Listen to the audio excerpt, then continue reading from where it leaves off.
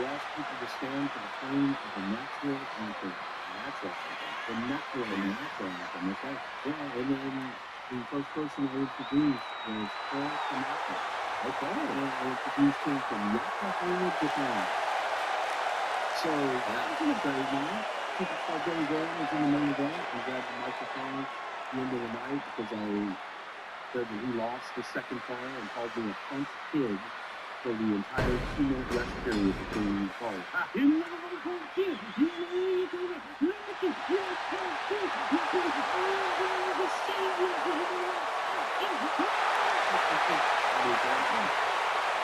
Yeah, it's just berating me. And what is what's the number one thing? I don't mean to put you on the spot, but what is the number one thing you learned from that? Listen, I think that any great promoters are listening. Yeah, listen to the audience. We have a ticket office in Houston where people would come to buy their tickets in advance for the shows at the end of the week. Yeah. And they would tell me. They would tell me what they thought. Reinforce what you were doing. You wanted someone to be angry. You wanted someone to $5 or $30 to come in and just beat the hell out of you. And just wanted them to feel.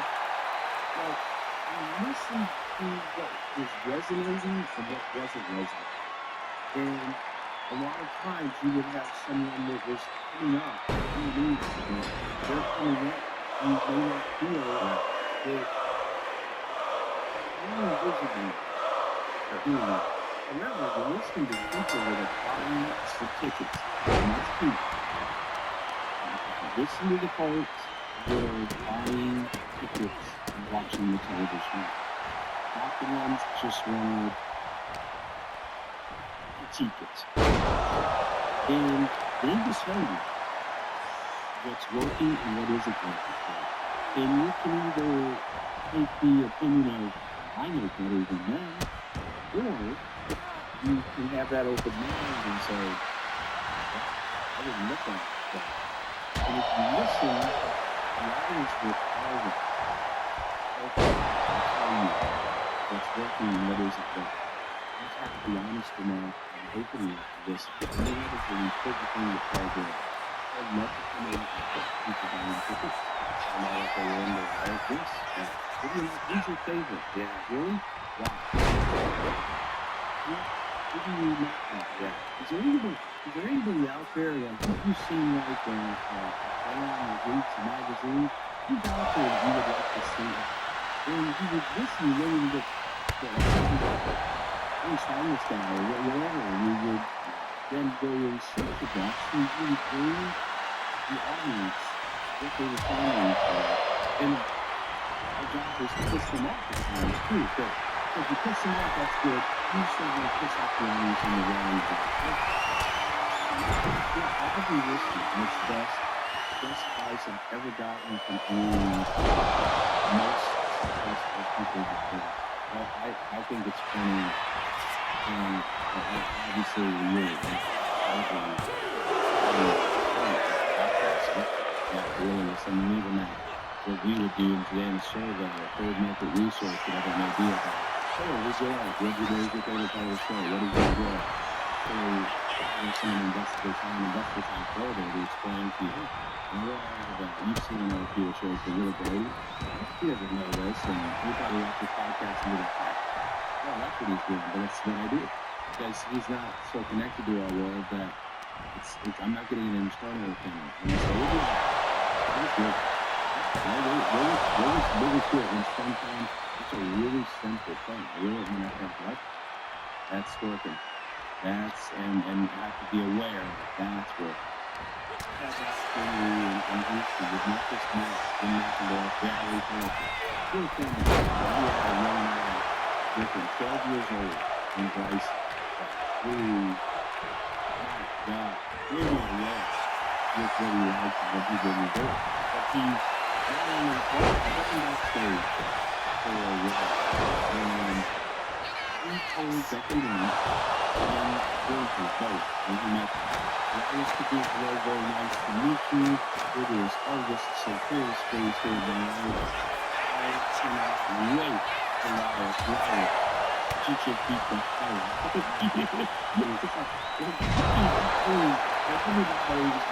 Yeah, to respond like that. But he gave me an unfiltered, unbridled opinion Yeah. of our product that I was like, wow. Yeah. And when it came down to, okay, who's your favorite? And his favorite of all time was Roman Reigns. Right. And I said, why? He says, That's it. This is the man. he's it. He is real. Yeah. And That's you it. were number two. All right. And but you were number Uh, two. You were number two, and it was close. Yeah. And I said, why? And he goes, oh, because Cody's real. When Roman retires, Cody will be in the man. And I was like, Oh, come on. what? I said, come on. I said, look at him. I said, Yeah. you don't think that right? And Yeah. but it was a kid's opinion Yeah. that was so just unfiltered. And it was Roman was in the spotlight. That's how he viewed it. Sure. And okay, so Cody's there all the time. Oh no, Cody's great. Yeah. Cody's my favorite. Chipping away.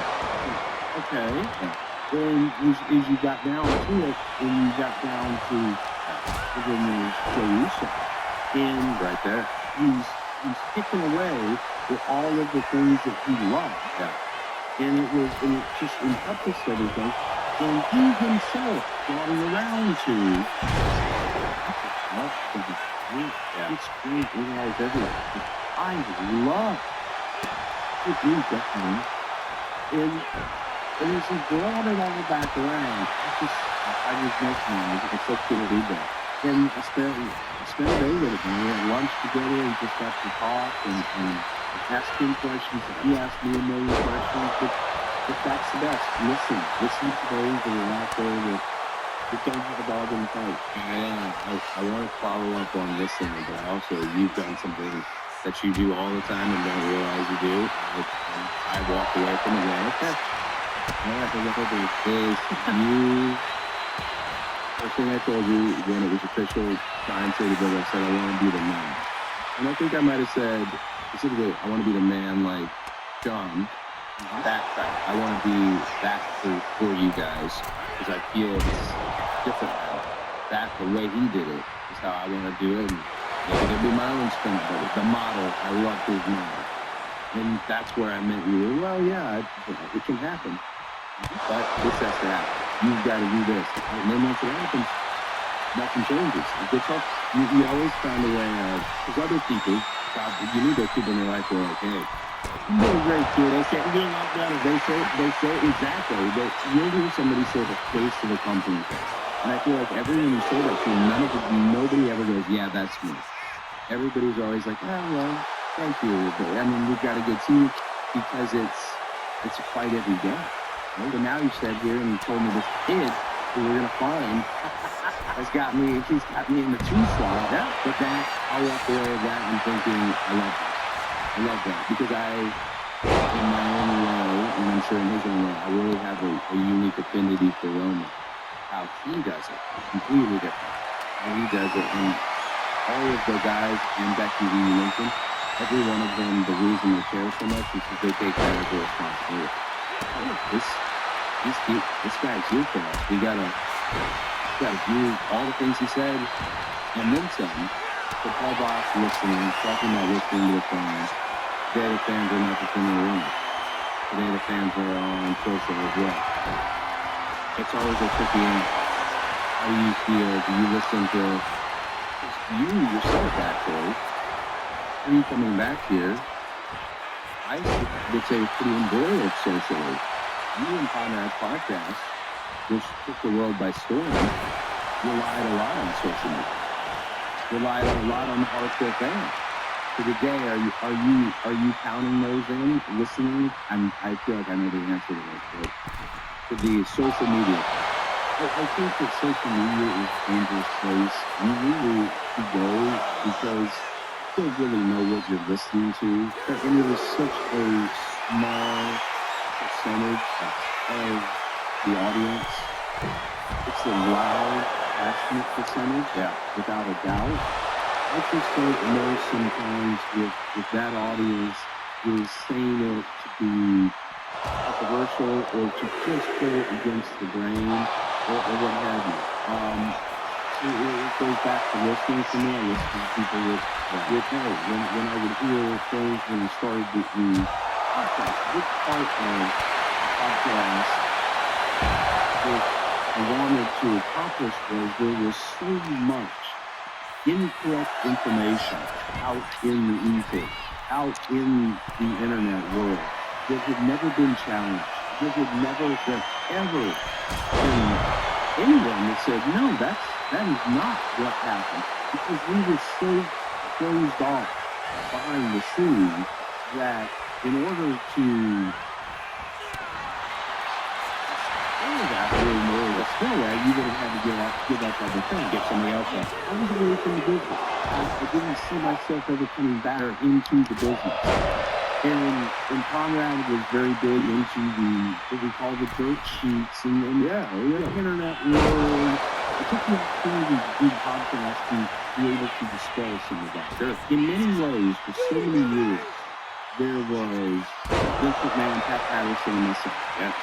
And of the three, now one has passed, the other is not talking. So I had an opportunity to give a different version of things that actually did take place. Not just something I heard someone did that. This is what actually happened in the moment. And you and I can have a conversation, and we can go our separate ways today, and we'll each have a different version of that conversation. And that's okay, because that's your version. You were there, you participated in it, and you have that version for you. I have my version for me. Something that was never there, and was listening to a third party. It probably wasn't there either.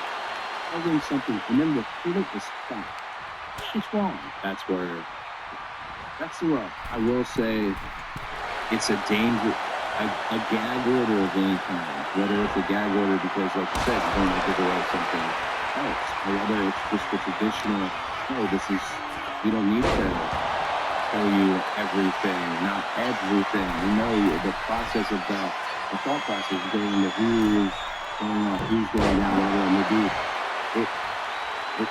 Whoa, buddy. Now, What are y'all doing in there, yo? Finish him. Jump out there. It's been 85 days without an incident around here. We ain't gonna let that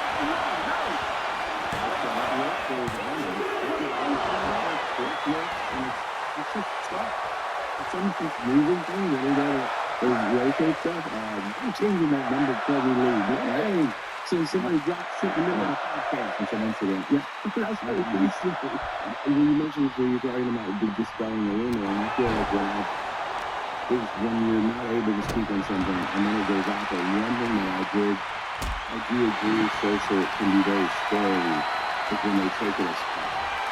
There's a line about me in a book last the sign when me and the boys started to do alternative promotion. That line is taken as if it is a biblical verse, and it is something that's used anytime you have to build a case. And so badly, as I was saying, well, I'm going to have to write my verse, I'm going to have to discuss. But here's what I enjoy. You said you took up the time to discuss and you're going to really listen to you.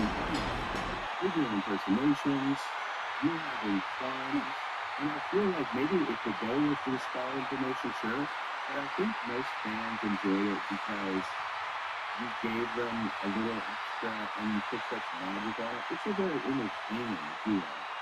Yeah, because I feel like we do need to get Conrad as well. It's a very, very entertaining duo. Oh, it is the duo. And yes, this spelling room is one thing, but when I look at it, I never see it that way. I just see it doing, he's taking these stories and he's painting them with a really great brush because he remembers what was said. He remembers what that person sounds like. Fans didn't get that experience. So I feel like from someone now who has a podcast, who I did not anticipate having a podcast, you're one of the ones that laid a really great precedent for how to do it. Yeah, absolutely. In telling stories a lot of times, in pitching stories, in pitching creative, you have got to become the character when you are pitching. Yeah. And so a lot of that comes from that. When if you were pitching something for Paul Bear, I thought the big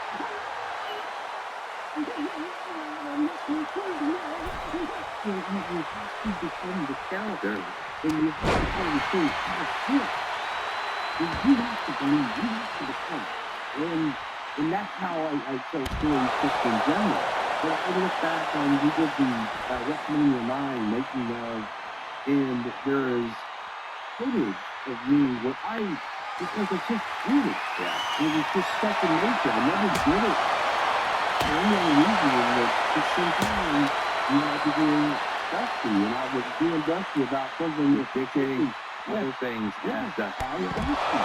Just because you kind of like this, and you get in that mode, and you have to become those characters. And lots of movies, I think, it's very easy. People always ask me, "This, you must feel better off." I do. I love performing.